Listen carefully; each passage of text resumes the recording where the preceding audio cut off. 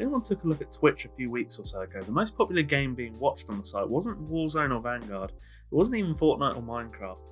Thanks to a group of Spanish streamers and some big ones at that, it was Call of Duty Modern Warfare 3. Now looking back at Modern Warfare 3, to put it lightly, it did not have a smooth development. It also does not tend to feature regularly when discussing the best of the franchise, at least not as much as Modern Warfare 2, Black Ops 2 or Call of Duty 4.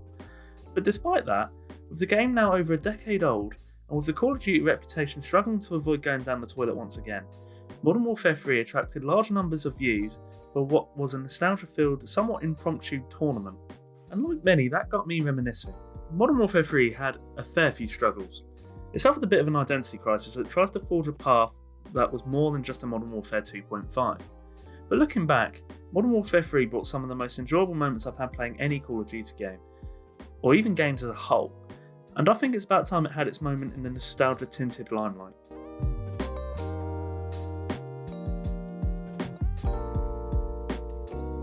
Modern Warfare 3's story starts in the early 2010s.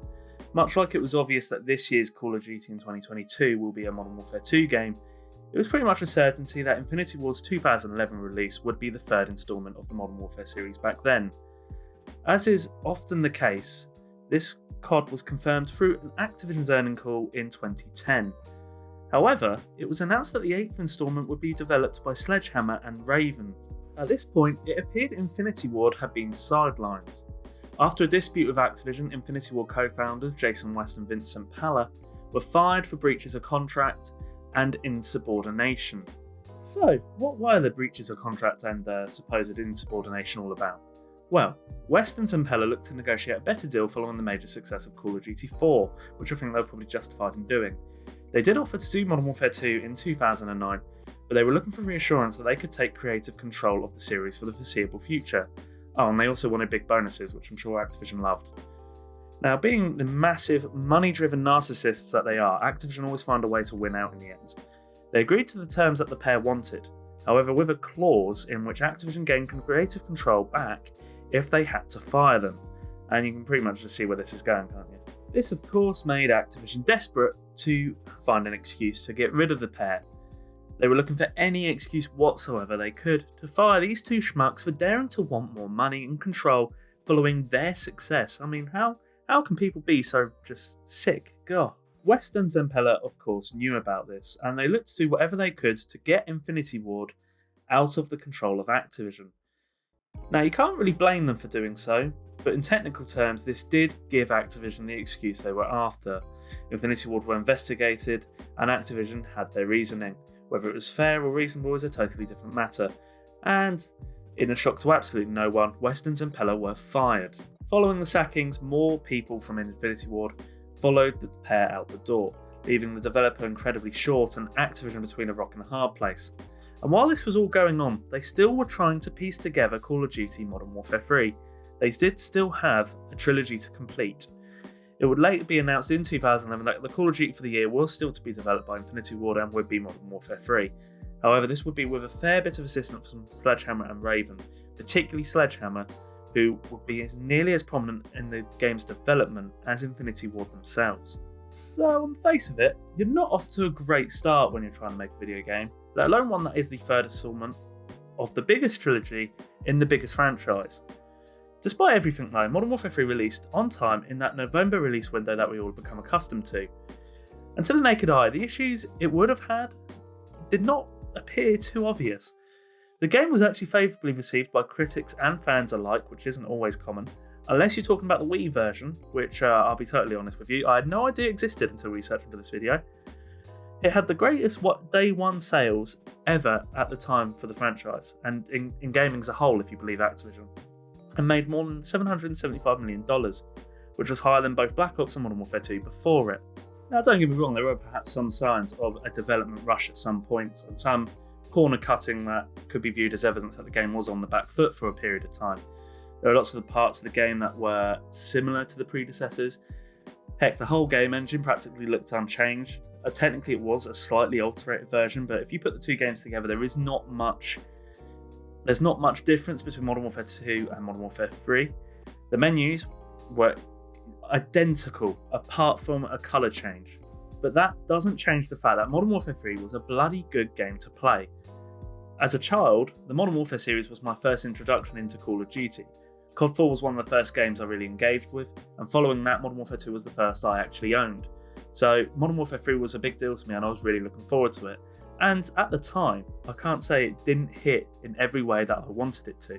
Looking around, I have seen some suggestions that the campaign didn't really hit the same level as its predecessors. For me, it was compelling, entertaining and an emotive single-player experience. Starting right where you left off with the world engulfed in Third World War, and it was truly worldwide as well, from fighting on the streets of a war-torn New York to battling on London's underground. Back over reviews and people's opinions of Modern Warfare 3 for this video, I saw some suggestions that the campaign didn't really hit the same level of its predecessors. Now, whether it's better than Modern Warfare and Modern Warfare 2, I'm not too sure. But for me, it was a compelling, entertainment and emotive single player that is up there in terms of Call of Duty campaigns. It started right where you left off with the world engulfed in the Third World War, and it was truly worldwide as well. From fighting on the streets of a war-torn New York to battling on London's underground, although anyone who uses the tube regularly will tell you there are battles just to get on the bloody things without being squashed like sardines. You go to Paris, where the Eiffel Tower goes boom. India, Germany, Czech Republic and many more. At the time, I found the premise of what was a truly worldwide conflict being portrayed to be quite intriguing and different from the somewhat linear locations that were in the first two installments. Obviously, talk of World War III these days is, I'd miss the days when it was just thought of in a video game. Of course, in terms of characters, we had Price and the Soap, the latter of which was not in a great place, having pulled a knife out of himself to make General Shepard look like a unicorn. Joined by Nikolai's right-hand man Yuri, who is the playable character for the majority of the task for one side of the campaign, is essentially the first time we get to witness the interactions between Price and Soap in the whole series. Infinity Ward's love affair of ensuring we play as someone that just does not say a word whatsoever meant we got no dialogue between the two in COD 4. The only time we see them together and both hear from, both of them, is in Modern Warfare 2, in the escape from the Gulag for about a minute or so. We do hear from them across two other missions where they're not with you, including the safe house mission. Let's not go there yet, eh? So, try not to die this time. You worry about yourself, old man. This is actually something I appreciated quite a lot. It was good to actually get an idea of how they operate and talk with each other and where the relationship comes from. It is quite odd that we hadn't had that until the third instalment, and it does make listening to their conversations through the Modern Warfare 3 campaign all the more interesting. And it's factors like that that sort of bring more depth to the character that makes the Soap death all the more painful and gutting. It was different from the other soul-crushing deaths that we had previously had in the series. God damn, we're going to have to talk about the safe house mission, aren't we? Let's go with COD 4 first and Gaz and Griggs, for example. Now, this was right at the end of the game, and it was sad with all the slow motions. It hit you in the feels, but in the context of where we were in the game, it was not all that shocking. You're at the end, chances are someone's going to bite the bullet. Ghost and Roach, however, damn it. On your first playthrough, the shock of it feels like a curb stomp to the head. Shepard turning on you after the mission that would probably rank as one of the harder ones you can get on a Call of Duty campaign. It hits hard. And then the setting of you and Ghost on fire just to top it all off with the anguished yells of Price over the radio. That storytelling that was brilliant. For a Call of Duty game, that was brilliant. Now, the Soap death doesn't necessarily have the shock factor or particularly hit as hard as that in a small space of time as Ghost and Roach did, but it hits differently because of the way it is played out. It isn't just part of a cutscene or shock twist at the end of the mission or the game ending as a whole. Soap's injuries came from the injuries he had at the end of Modern Warfare 2 opening up again when he fell out the exploding clock tower when you think you're going to get a shot on Makarov. The whole mission is then spent fighting off Makarov's forces to get Soap to safety. But you don't. You don't get him to safety. You get him out of the firing line, only to watch him die anyway. There then was, of course, Soap's final words.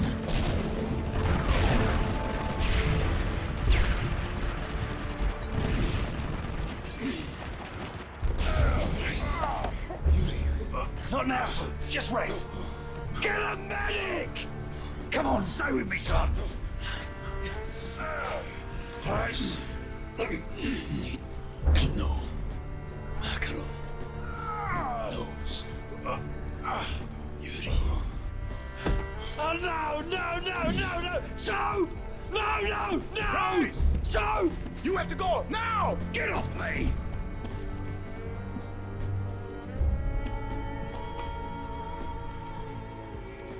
I'm sorry.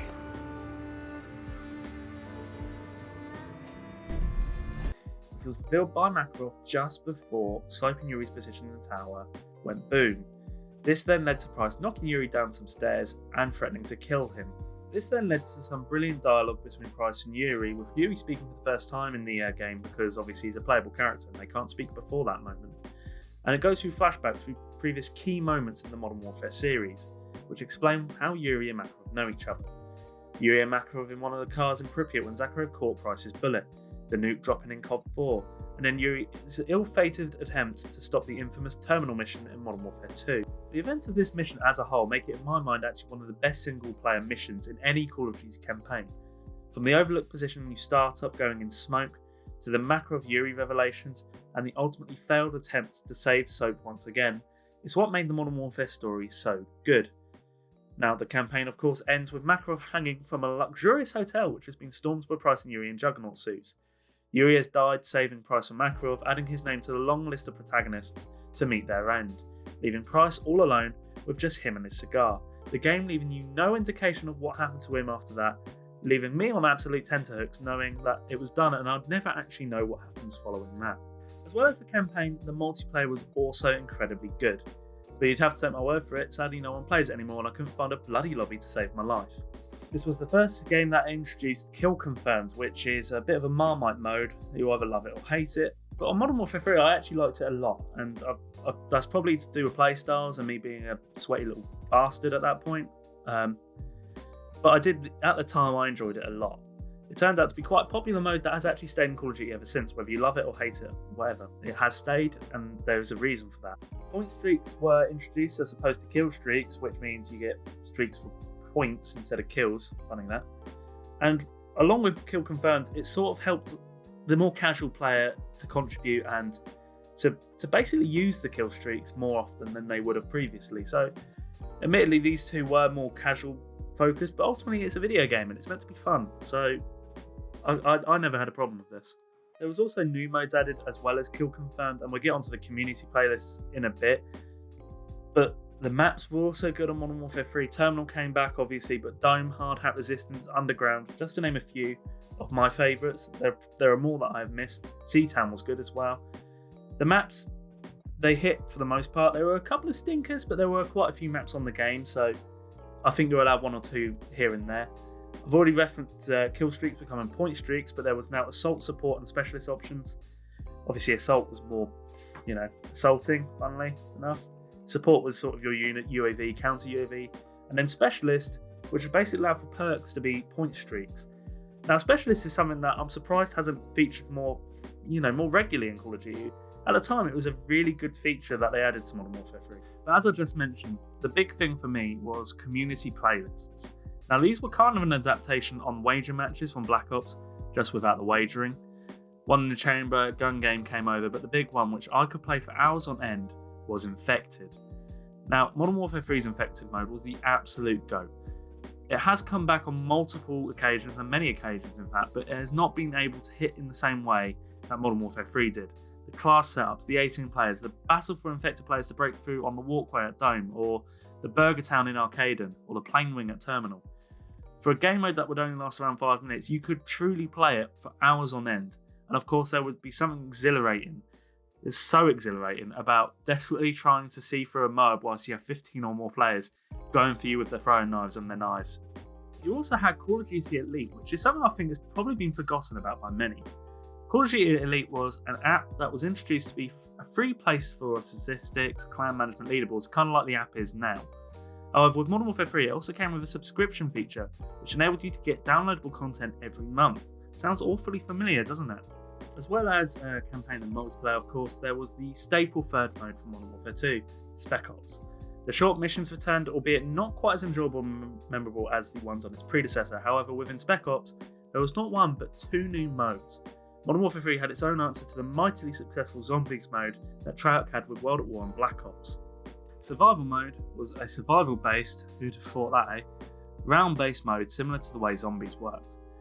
However, it was with enemy soldiers as opposed to the undead, and it was based simply on the multiplayer maps as opposed to having maps made for it specifically. You had things like kill streaks and sentry turrets and you support shit, sort of like what you would have in multiplayer that you could buy. Later in the game cycle, Chaos Mode arrived. This was a fast-paced variation of survival that made you get kill chains in quick succession to keep it going. And the amount of enemies you had to deal with really does make the game's mode earn its name. This, similarly to survival, was based on the multiplayer maps. Now, talking of content during its cycle like Chaos Mode, Modern Warfare 3 had absolutely tons of it. As I said about Elite, there was monthly content, multiplayer maps that allowed for more survival experiences, Chaos Mode, as I just mentioned, but also Face Off, which was 1v1, 2v2 and 3v3 games on purpose-built smaller maps. This mode was great with friends and did lean into the, shall we say, anger problems some Call of Duty players had. There was a lot of beef in these lobbies. Now, I've spoken very positively about Modern Warfare 3, but was the game perfect? No, it wasn't. Did it revolutionise? No, not really. The campaign had many missions that followed the same blueprint as COD 4 and Modern Warfare 2. In the first half an hour, you have a good old breach and clear, you use a predator missile to flush out enemies and down a chopper, a helicopter fight, going through the sea on one of these things, I really want one, and a speedboat chase, all of which have been in previous Call of Duty games. The multiplayer was somewhat safe. It built on Modern Warfare 2 but didn't necessarily continue on the crazy train that Modern Warfare 2 thrived on. One-man army, Commando Pro, model shotguns amongst other things. Spec Ops with the implementation of survival mode still wasn't enough to really come close to what Trout built with Zombies and Black Ops. But in my mind, Modern Warfare 3 is in the conversation of one of the best Call of Duty games. It's an all-rounder. The campaign ends the series perfectly, the multiplayer kept me entertained for countless days, and yet, whenever the greatest Call of Duty game is thrown about on the internet, and it is a lot, Modern Warfare 3 is rarely brought up. I looked across a number of rankings from across the most reputable gaming sources on the internet and some of the lesser ones. One of them had Modern Warfare 3 way below Black Ops 4, and another had it below Vanguard. Like, really? Black Ops 4 and Vanguard? Really? Worse than Black Ops 4 and Vanguard? I can't really get my head around it. I'm not necessarily suggesting that Modern Warfare 3 comes to the top of these. Maybe not even top 3. But that suggestion that it is there at, there at 8 or 9. Now, everything I've discussed so far has been very much in a positive mind, but was the game perfect? No, of course it wasn't. Did it revolutionise? No, not really. The campaign had many missions that followed the same sort of blueprint as COD 4 and Modern Warfare 2. In the first half an hour alone, you have a good old breach and clear, you use a predator missile to flush out enemies and down a chopper, a helicopter fight, you go through the sea on one of these things, which I really want, and the speedboat chase. The multiplayer was somewhat safe. It built on Modern Warfare 2, but didn't necessarily continue on the crazy train that Modern Warfare 2 thrived on. One-man army, Commando Pro, model shotguns, amongst other things. Now, that could be a good or a bad thing, depending on the way you think about it. Spec Ops, with the implementation of survival mode, still wasn't really enough to come close to what Treyarch had built with Black Ops and Zombies. But in my mind, Modern Warfare 3 should be in the conversation for one of the best Call of Duty games. It's an all-rounder. The campaign ended the series perfectly, the multiplayer kept me entertained for countless days, and survival mode was okay. It was a decent effort at having a third mode. And yet, whenever the greatest Call of Duty game question is thrown about on the internet, and it's thrown about a lot, Modern Warfare 3 is rarely brought up. I looked across a number of rankings from across the internet, from the most reputable gaming sources on the internet, and some of the lesser ones. Modern Warfare 3 does not feature highly on many of them whatsoever. One of them had Modern Warfare 3 way below Black Ops 4, and another had it below Vanguard. Like, really? Black Ops 4 and Vanguard, really? Now, I'm not suggesting that Modern Warfare 3 comes top of all games in Call of Duty franchise. Maybe not even top 3. But the suggestion that there is 8 or 9 or even 10 Call of Duty games that are better than it, I'm just not having that. I'm really not. Thinking it through, Modern Warfare 2, COD 4 and Black Ops 2 probably have it beat for me. But Modern Warfare 3 goes pretty much alongside Black Ops, and those 5 games are the ultimate games in the series in my opinion. The gap behind it is fairly significant. And for anyone that says Black Ops 3, zombies aside, I had no time for it. The future setting and constant jetpacks all over the place were very much not for me. All that being said, that is why when I saw Modern Warfare 3 popping up on Twitter and being the top watched game on Twitch, I was really surprised, but I was pleasantly so. It was good to see the game getting some of the same nostalgic reminiscing that the rest of the games in that era of Call of Duty has gotten.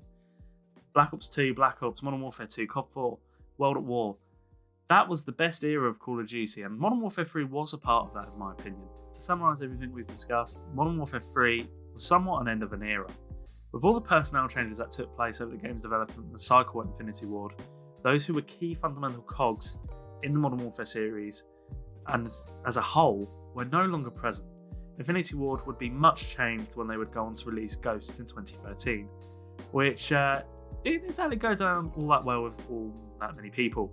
Then, of course, in 2016 we had Infinite Warfare, which would release and then be announced with a monumental shitstorm, perhaps a bit unfairly, considering the campaign was actually a good and compelling story, and saw Infinity Ward return to their storytelling prowess that they had in the Modern Warfare series. But ultimately, at that point, it was the wrong game at the wrong time. As for Weston Zampella, they would go on to form Respawn Entertainment, with many of those employees that walked on Activision coming along with them. Respawn would go on to create the Titanfall series, which got to the jetpack futuristic setting before Call of Duty could manage it, and would also go on to do Jedi Fallen Order and Apex Legends, all of this under EA, of course. Well, Activision probably wouldn't have liked that. As for Sledgehammer and Raven Software, they would both actually come out of this quite well. Sledgehammer's involvement in Modern Warfare 3 would lead to them earning the trust to release their own Call of Duty games with Advanced Warfare in 2014. They would then go on to do World War II and of course release Vanguard, which they did last year.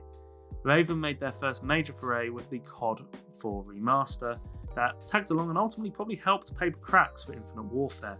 They then made and supported arguably the biggest Call of Duty release ever in Warzone. As for Modern Warfare 3 itself, it actually offered an insight into the future of the franchise. It was the first release slate to be considered for the 3-year cycle that actually did happen once Sledgehammer got involved in 2014. It was the first game that saw major support from multiple Activision studios, something which is now fairly common, with every Activision-owned studio working on the franchise in some capacity. Modern Warfare 3 and Call of Duty Elite were ahead of its time. The world of entertainment and gaming is becoming ever more reliant on subscriptions, and the Game Pass model, which sees regular extra content being added to games throughout its supported life. Modern Warfare 3, little did we know at the time, was an early peek at how games and content would be viewed in the now.